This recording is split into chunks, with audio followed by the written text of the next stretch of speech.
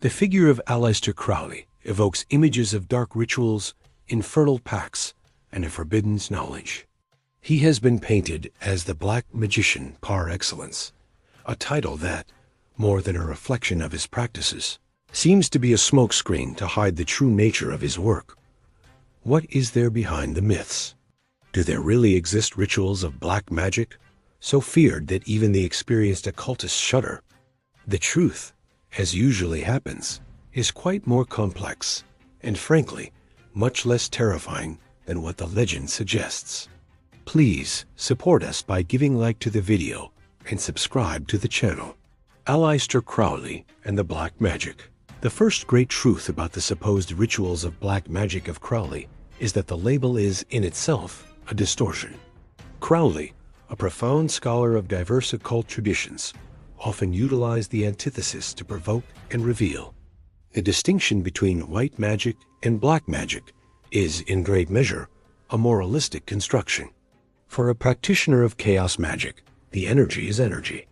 The result depends on the intention, the discipline, and the skill of the operator. The rituals often cited as black magic by Crowley, like the operations of the Thelema or the invocations of the Agogentium Astrum, do not seek inherently the harm.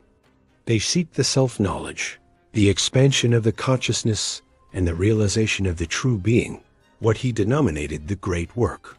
The practices that could be dangerous come from the incompetence, the lack of preparation, or a malevolent intention on part of the practitioner, not from the intrinsic nature of the ritual.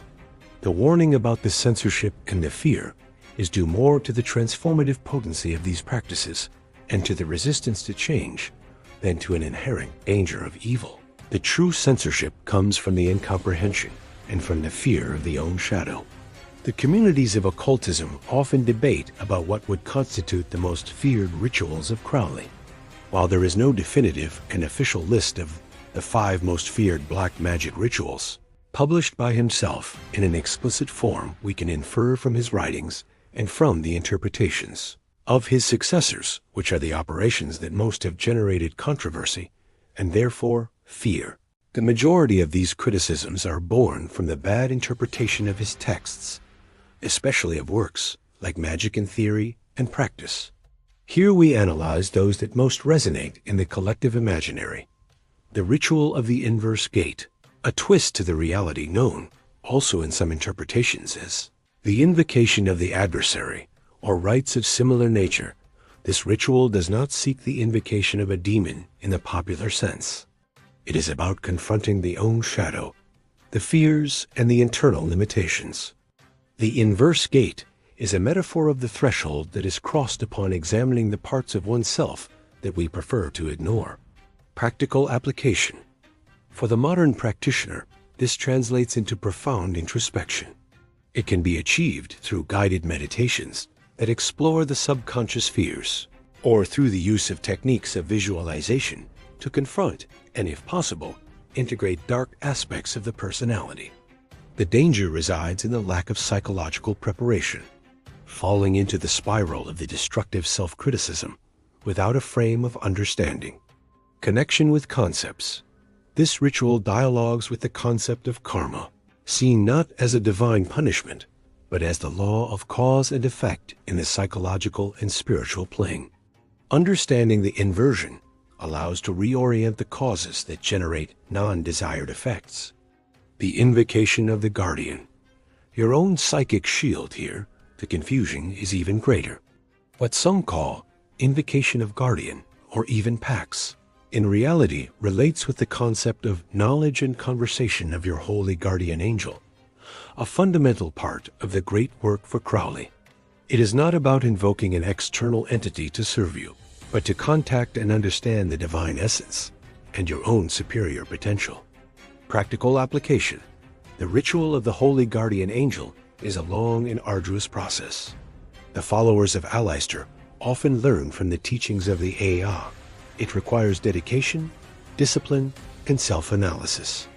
The objective is to align your will with the divine will, unifying your being. Risks. The true danger is not in the ritual in itself, but in the projection. An immature practitioner could believe that he has contacted his HGA, but in reality only is projecting his own desires or illusions.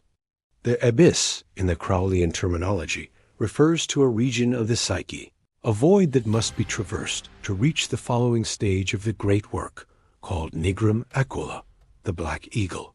It is not a physical place, but a state of consciousness. The mirror of the abyss would imply a direct confrontation with this void and the truths that it reveals, often painful. Practical application. Techniques like the scrying in a black mirror or a bowl of obsidian can be tools to explore these depths. The key is to maintain the mental stability and not let oneself be overwhelmed by the visions or insights that may arise. It is an exercise of confrontation with the inherent vacuity and therefore with the own liberty. Risks: the loss of the connection with the manifested reality. The dissociation or the development of delusions of grandeur are real dangers if it is not managed with prudence. A strong mental anchor is needed. This formulation nears the idea of contacting with what we are in our purest essence, beyond the limitations of the personality and the ego. In the thelemic cosmology, this relates with the identification of the own true will and the connection with the universe. It is not a communion with stellar beings alien, but with the divine spark within oneself.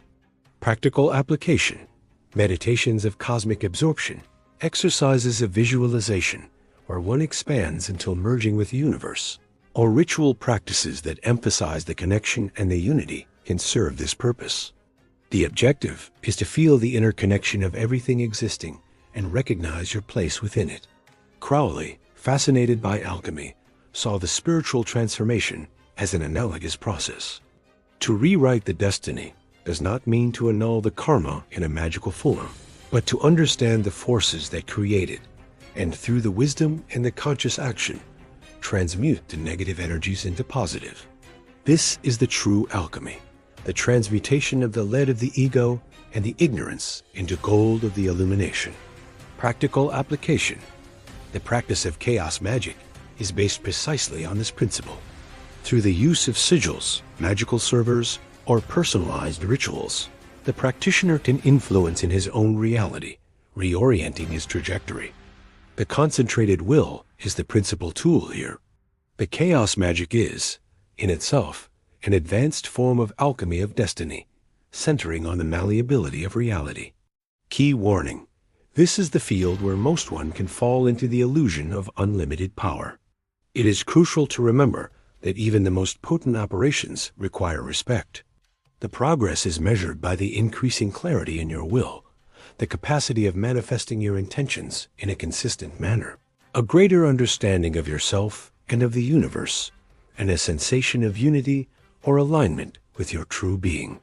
Crowley became an archetype, a mirror in which the society projected its deepest fears. These supposed rituals of black magic are, in their essence, powerful methods to explore the psyche, confront the own shadow, and reorient the destiny. The true power resides not in the fear, but in the knowledge and the conscious application.